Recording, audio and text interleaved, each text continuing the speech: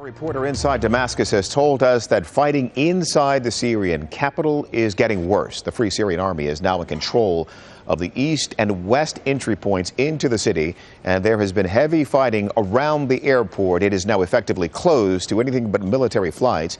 Here is the latest now from Ahmed Zaidan, who spoke to us just a few minutes ago. Ahmed, I know you're reporting to us under some duress. If you would, describe the situation where you are. I understand you've been in and around Damascus for 3 weeks now. Exactly, I am in Reef Damascus. Today there is heavy fighting is going on between the Free Syrian Army and the Syrian official army.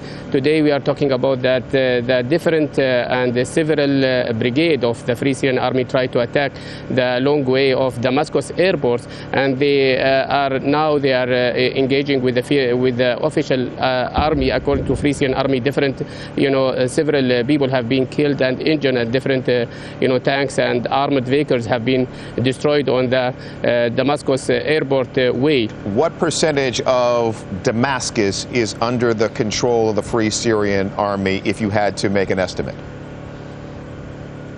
It is difficult to give an exact figure, but according to my account, where I am here since for 1 month now, so I can talk about the most of the eastern Ghouta in Reef Damascus. I mean, the vast majority of this Al-Ghouta al-Sharqiyya, eastern Ghouta, is in the hand of the Free Syrian Army. Talking about the western Ghouta, now also it is maybe 50–60% of this Ghouta is in the hand of the Free Syrian Army. Now the official Syrian Army, the most important point is that the official Syrian Army, once he quit, once he lose any particular area in Reef Damascus, it is impossible for him to come back to that particular area. And the example is very clear in Jobar, which is heart of Damascus, which is a part of Damascus city, and they lost that Jobar maybe almost now 10 days before, and they tried their level best to recapture it, but they failed to do that. How intense is the fighting for the Damascus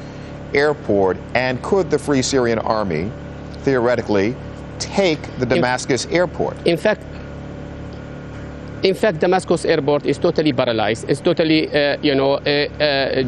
just is not in operational, work. So since more than 2–3 months, Damascus airport is not working. And and you are witness that most of the Syrian officials who are trying to go outside of the city, they are trying to go to the outside world through the Beirut airport. Now, what is happening is that most of the plane which is landing in the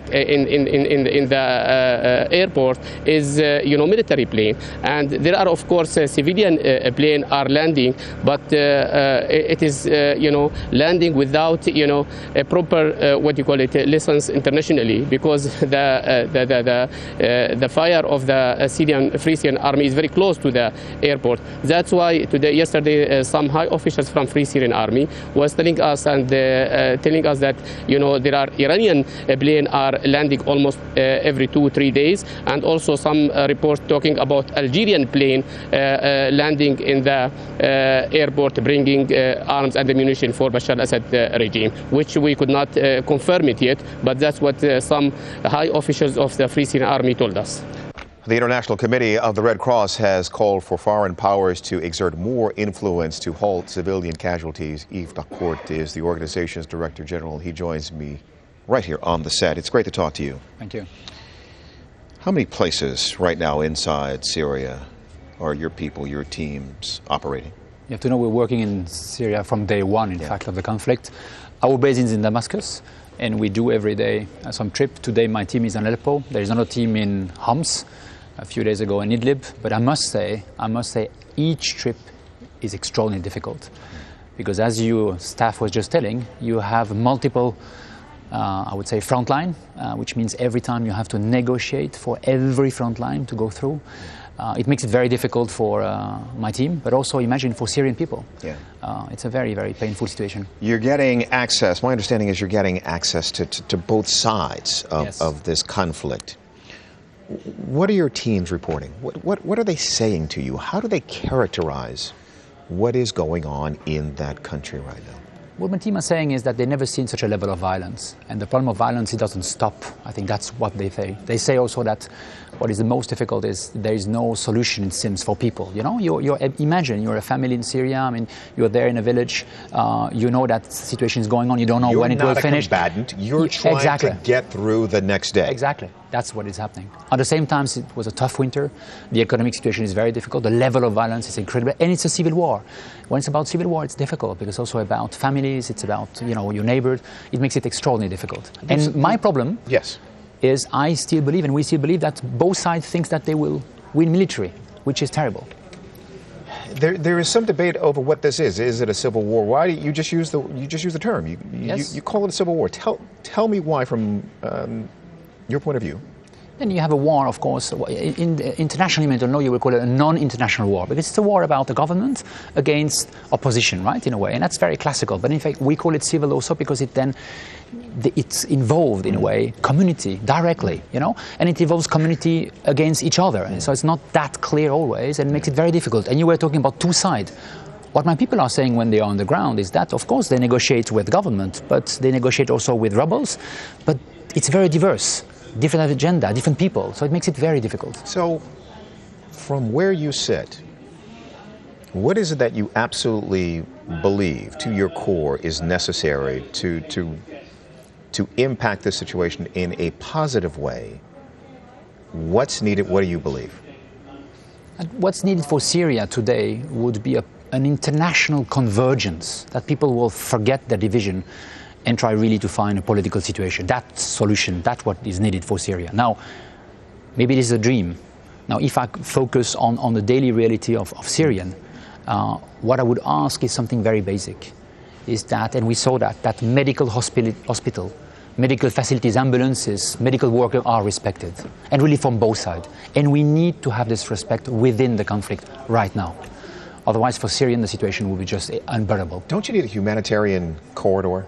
Don't you need the involvement of the international community to provide some kind of space for your people, your teams, and NGOs to do their job for the people, the civilians you've just talked about, and civilians, so that they can get from day to day? Our view is you know, you need to work closely to where it's happening. Imagine if we would have corridor people protecting us. I mean, who would protect the Red Cross and the ICRC in Syria? Let's be honest. I mean, the people who protect us are the people, are the government, are the opposition. They need to be the one who respect and understand the needs to have an impartial, non-partisan humanitarian actions being there where it's happening. I know your job is to be a realist, but I sense from you that there's a bit of an optimist strain in you. Where are we 6 months from now, even a year from now, if you want to look a little farther out, with respect to this conflict in Syria? Okay, two mixed feelings, if I may. One, I really hope that there will be solutions, and we hope really, again, that the international community is able to bring its difference together, is able to bring the Security Council in order to really find solutions for this country. And this country needs to find a solution within the country. I'm convinced, with the help of the international community. That's one. On the other hand, on humanitarian, I would say, issues, I really hope that all impartial international organizations like mine, but others also, have access everywhere in the country. We need to have access. Okay. Yves, it's great to talk to you. As you look at these pictures, it's such a horrible situation on the ground there in Syria. You're doing the best you can. It's good to see you. Yves Decourt is the Director General of the ICRC, here with us in Doha. Thank you. Thank you.